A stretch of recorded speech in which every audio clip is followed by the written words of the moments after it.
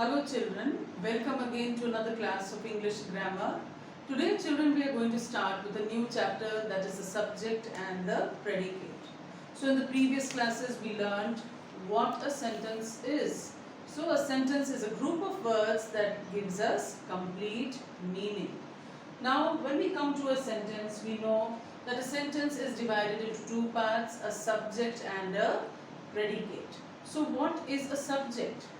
The person, place, animal or thing that we speak about is known as the subject. That means what we speak about, whether it is a person, a place, an animal or a thing, is generally a subject. Now, what do we understand by the word predicate? What we say about the subject. That means what the subject is doing. That becomes the predicate. Now, since we already know that a sentence is divided into two parts, the subject and the predicate. Let us have a look at this example that I have written over here. The old man crossed the road. So, what do we do now first? The verb is always in the predicate column. That is what we have to understand. So, how do we divide our subjects into the sentence into the subject and predicate part? First of all, we need to find the verb. So when we look at the sentence over here, the old man crossed the road. So first what do we need to know? Where the verb is or what is the verb. So what is the verb over here? Crossed. What is the verb? Crossed.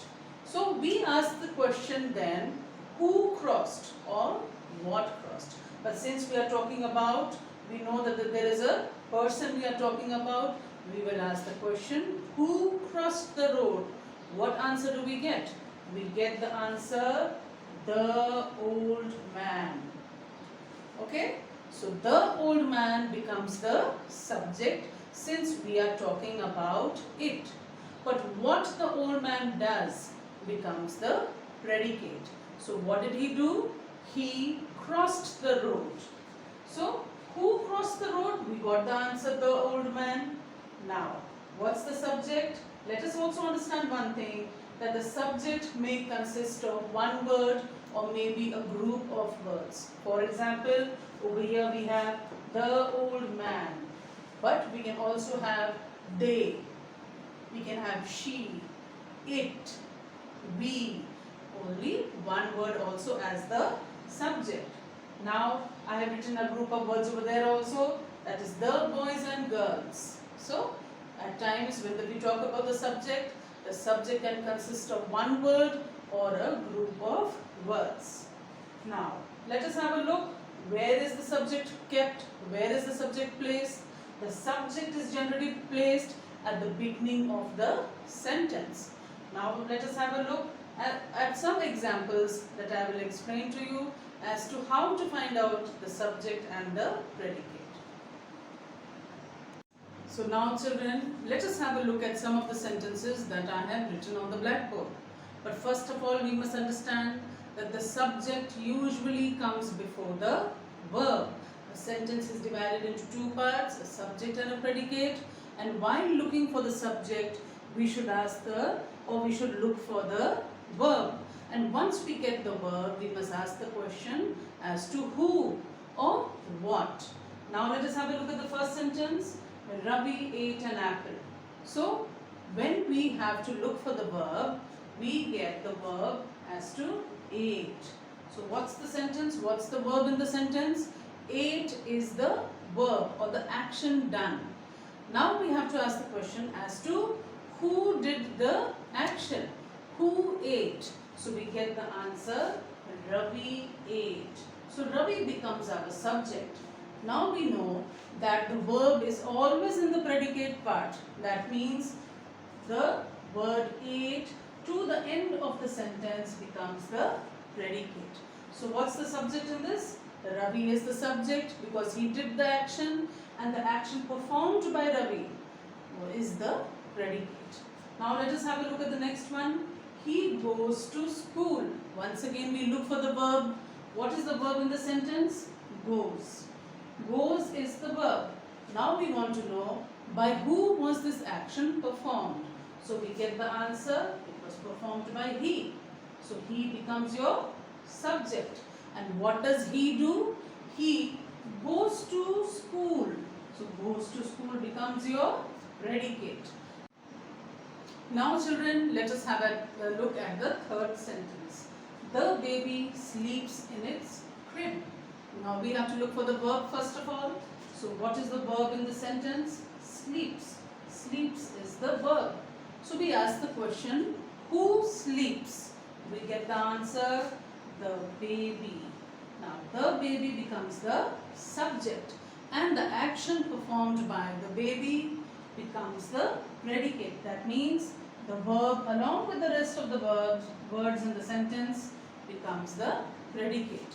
Likewise we have the pen is in my bag. Now what's the verb over here? We have is as the verb. We have is as the verb over here. So what are we talking about? What is in my bag? We get the answer, the pen. So the pen becomes the subject, is in my bag becomes the predicate. Since we know that the verb is always in the predicate side. Likewise we have Ravi is a clever boy. So what's the verb over here? Is. Now who are we talking about? Who is a clever boy? Ravi is a clever boy. So Ravi becomes the subject and the verb along with the rest of the words becomes the predicate. So this is how we find out subjects and predicates in assertive sentences. Now children, let us have a look at the imperative sentences. When we have imperative sentences and we need to look for the subject and the predicate, what do? In imperative sentences, it is understood that someone is being spoken about. That means when we have the sentence, we do not have a particular subject over there. For example, please sit down. Now, if you have a look at the sentence, we do not have a name, a particular name. We do not have Ram sit down, Mohan sit down, Nikita please sit down. We don't have any particular name over there. But it is understood that we are speaking to someone. And in this, the subject is you. So when we write the subject in this, we have a sentence, please sit down. But what is the subject? So we have or we understand that you is the subject we are talking about. We are talking to a particular person. We are talking to you. And we mean, you please sit down.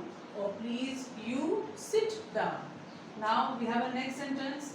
Don't make a noise. Again, this is an example of an imperative sentence. In this, there is no particular subject. But it is understood that we are speaking to someone. So who are we speaking to? We are speaking to you. And we are talking to you. You don't make a noise. You. So I am talking to a particular person. I am not taking a name. But I am using the word you. So in imperative sentences, we generally do not use the subject. But we understand that we are talking to the subject or we are talking to somebody and we use the word you. Now when we talk about exclamatory sentences, how do we find the subjects in that? So the subject in this or in the exclamatory sentence, it comes before the verb. Now the subject comes before the verb. So let us have a look at the first sentence that I have over here or the question. What a great singer she is. Now, what is the verb over here? What is the subject that we are talking about? Who are we talking about? We are saying that she is a great singer. So when we look for the verb, we have the verb is. So where will we find the subject? We will find the subject before the verb. So she becomes the subject. She is the subject. Is the verb. Likewise we have what an awful dream I had last night. So once again I want to know what the verb is. So we have had as the verb. And since we know the rule that in exclamatory sentences the subject comes in front of or before the verb. So I becomes the subject. Now when we talk about interrogative sentences, how do we find the subject and predicate?